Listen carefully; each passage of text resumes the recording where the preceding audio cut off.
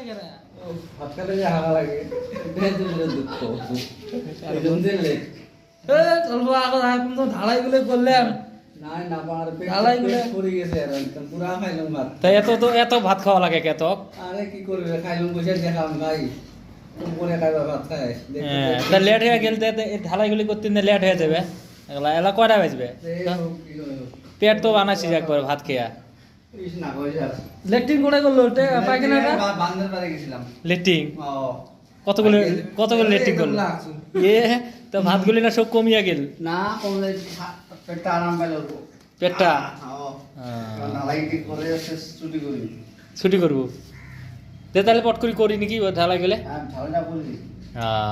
তাহলে দে ধর এক পট করে ধর দে বেলসা নে মেলসা আছে কে যে নে হাতত নে হাতত নে শরীরে চলে না চললে চলে না তো কাই ভাত খাবার বলছে এই জন্য তো ভাত খালো না